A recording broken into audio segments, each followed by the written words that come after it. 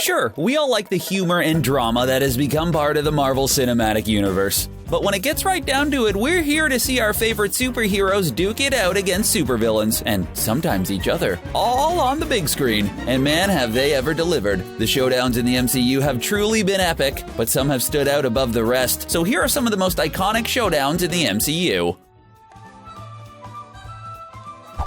It was a long wait for Earth's mightiest heroes to finally assemble in 2012's The Avengers. We had gotten to know the core team in their own films, with Thor, Captain America, the Hulk, and Iron Man all getting their own movies first. Iron Man even got 2 of them. Ooh. With the 2 S.H.I.E.L.D. super spies joining the team after making appearances in other heroes' movies, we were ready for the team up when The Avengers hit the big screen. When it finally happened, it delivered on its promise. After a rough start where the titular heroes fought amongst themselves, they finally came together and put a stop to Loki's nefarious plans. With the sweet 360 shot before the final showdown, we got to see the Earth's mightiest heroes in full force. It had everything we wanted. Captain America taking charge, Iron Man dogfighting aliens, and the Hulk punching a spaceship. The Hulk literally punched a spaceship.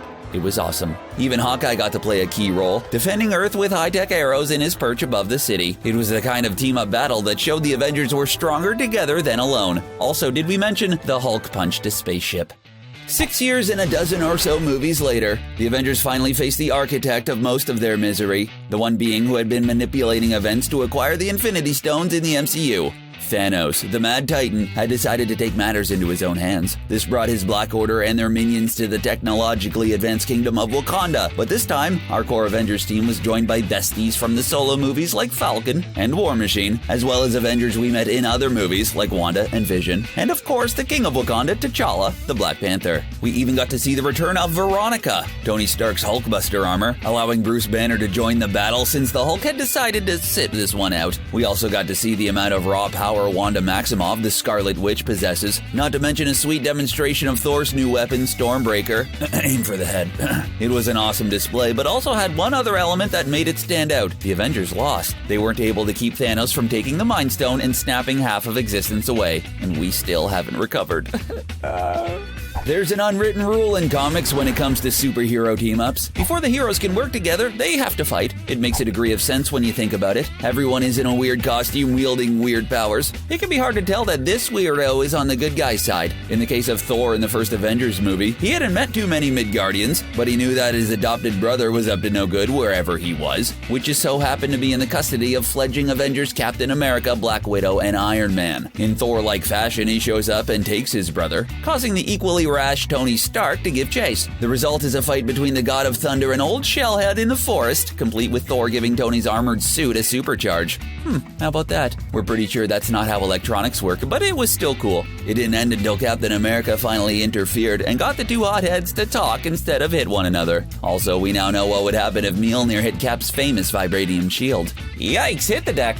There was a lot to like in last year's Black Panther movie. According to the Academy of Motion Picture Arts and Sciences, that includes the production, costume design, and the score. We had already been introduced to the King of Wakanda, T'Challa, in Captain America Civil War, but Black Panther gave us our first in-depth look at the secretive country of Wakanda. While the kingdom is a technologically advanced nation, we learn that they have a rather unique method for the transfer of power, namely a challenge by combat on a picturesque waterfall. Early in the movie, T'Challa had defeated a challenger from the Jabiri tribe to gain the mantle of King and Protector of Wakanda, the Black Panther. That was only a prelude to the challenge from the renegade Wakandan Eric Killmonger. It was an amazing fight with some tragic moments. Oh, Zuri, you deserved better. It also showed us that T'Challa wasn't going to be able to beat Eric on his own. Like any good superhero, he's only as strong as the support of those around him. Luckily for T'Challa, that includes his genius sister, Shuri, and the respect of his former rival, M'Baku. With T'Challa gone, does that mean M'Baku's the king of Wakanda now? Because that would be awesome, yep. Wakanda wasn't the only battleground in Avengers Infinity War. There were a lot of battles, really, but another standout showdown in Thanos' march towards Armageddon was on his home planet of Titan. After the members of the Guardians of the Galaxy and the Avengers sorted out whose side everyone was on, and whose plan they'd use, and what is Gamora, It was time for them to face the biggest threat in the Marvel Cinematic Universe to this point. Not taking any chances, they started off with what had been a finishing move in previous movies, dropping a spaceship on Thanos' head. Of course, that only made him mad. The fight had everything we wanted. All the new features on Iron Man's new nanosuit, Spider-Man's Iron Spider suit in full effect, and a collection of spells from the Doctor Strange comics we were all on display in the showdown on Titan. It would have worked too if only Star-Lord could have held it together for just a little longer. Spider-Man had it, dude. He had the gauntlet. Come on, Quill! Thanos was no pushover in the fight, even going as far as to pull apart Titan's moon to throw it at the heroes. It was the kind of oversized fight that comic book fans craved, and Marvel delivered.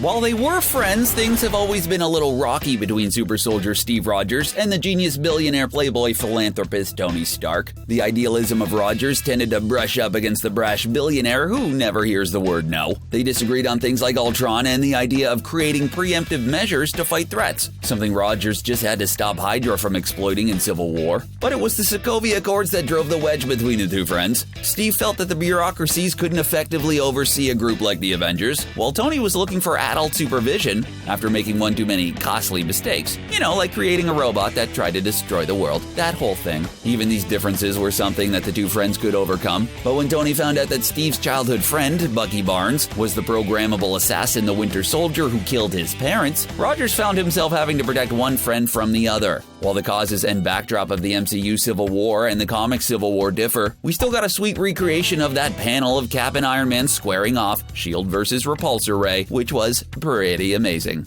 Just stop fighting, guys. Hug it out.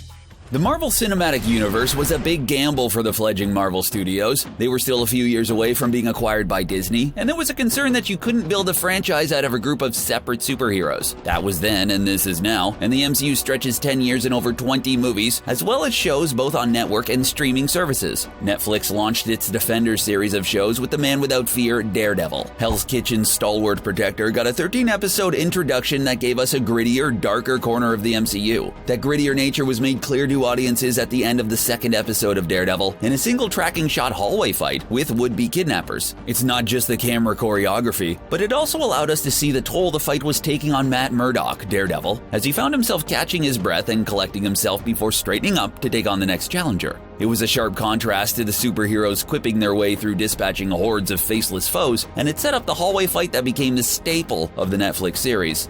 If there's one thing we know for certain over the course of the Marvel Cinematic Universe, it's that when it comes to the Hulk smashes things. He smashes things real good. When Loki needed a weapon to slow down Earth's mightiest heroes, his plan was to place them in the way of the Hulk. When the Avengers needed to stop Loki's invasion, they put the aliens in the way of the Hulk, and unfortunately for the puny god of mischief, Loki got in the way of the Hulk too. Aiming the Hulk at things you want smashed is an effective strategy, so when a disgruntled Sokovian orphan with a grudge against Tony Stark, and by extension the Avengers, wanted to sow some chaos, she nudged the Hulk in the direction of nearby Johannesburg. The Avengers' new Hulk calming technique of talking about sunsets wasn't going to calm the savage beast down this time, so Tony had to call in Veronica, otherwise known as the Hulkbuster armor. Even with a suit designed specifically to stop the Hulk, stopping the raging green giant is no small feat. This was the most extended fight we had seen with the Hulk, where he didn't just get bored beating everyone up.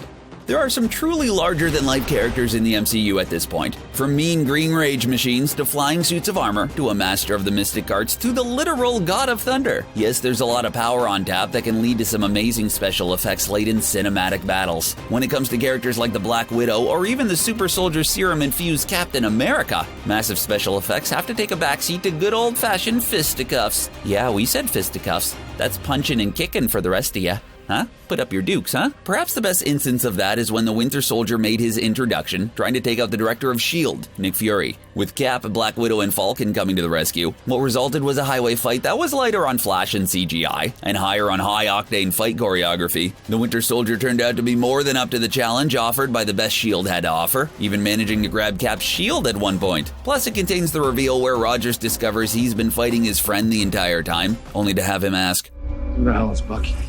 Oof, that had to hurt. Don't worry guys, they make up. It's all good. Captain America and Iron Man weren't the only ones to pick sides during Captain America Civil War. By then the ranks of the Avengers had grown and the hostilities grew between the titular heroes. Even more were added. As far as T'Challa knew, Bucky Barnes was responsible for the death of his father, the King of Wakanda. He joined Team Iron Man in the quest to bring in the Winter Soldier and take in the renegade superheroes. Scott Lang joined Team Cap, and, giving his mentor Hank Pym's distrust of the Starks, it made some sense. Then there was the recruit the fans had been thinking would never happen. Our friendly neighborhood Spider-Man finally made an appearance and joined Team Iron Man. With established Avengers picking sides, the conflict came to an amazing head at an airport in Germany. And it was amazing. We got Ant-Man riding Hawkeye's arrow, Spider-Man stealing Captain America's shield, the whole Giant Man thing. Yeah. We even got a glimpse into the MCU Spider-Man's movie reference-based problem solving. The hero versus hero showdown managed to showcase everything from high-flying armored heroes to the acrobatic shield agents in one kinetic set piece that raised the bar for superhero fights.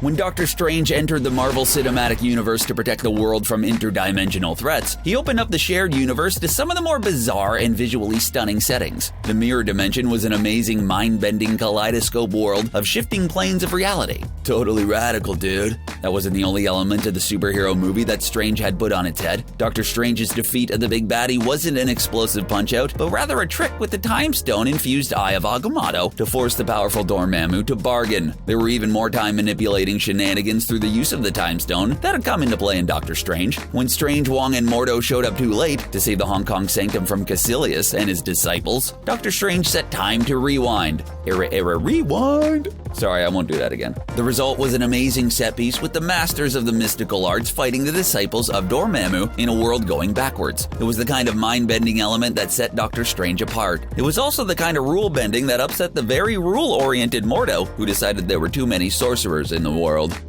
While Kevin Feige and the folks at Marvel hoped to settle the role of most powerful Avenger with the release of Captain Marvel, prior to her arrival, that title is in contention between the ever-loving Hulk and the mighty Thor. After the two fought to a draw with the Hulk finding other shiny things to smash in the Avengers, we were all eager to see a rematch between the two heroes, especially after they sat out the events of Civil War. We got that rematch on the battle world of Sakaar under the eager eye of the Grandmaster. Only this time, the Hulk had spent the last 2 years as the Hulk fighting gladiatorial matches. No amount of sunsets were going to solve this fight either. It makes you realize that the whole sunset idea wasn't really all that great to begin with. It hardly ever works. Thor was able to access his thunder powers without the use of his hammer, which was a key development for him since he wasn't Thor, god of hammers. We mean he kinda was. It was a pretty sweet hammer, but that's not the point. It was an amazing fight that could only happen between the two Avenger powerhouses, and Thor might have even won had the Grandmaster not interfered. Come on, Goldblum!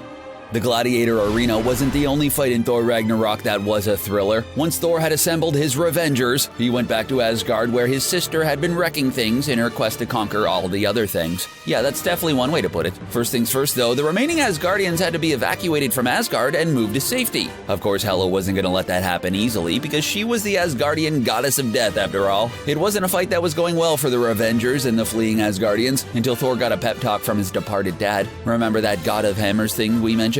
This was it. After that, he was able to hit Hela with the biggest lightning bolt in the history of lightning bolts. That only started the fun. To the tune of Led Zeppelin's Immigrant Song, Thor brought the thunder quite literally. Valkyrie even set off the fireworks to make her intro, and Loki got in on the fighting action. Meanwhile, the Hulk was duking it out with the great wolf Fenris. It was maybe the most fist-pumping fight in the MCU.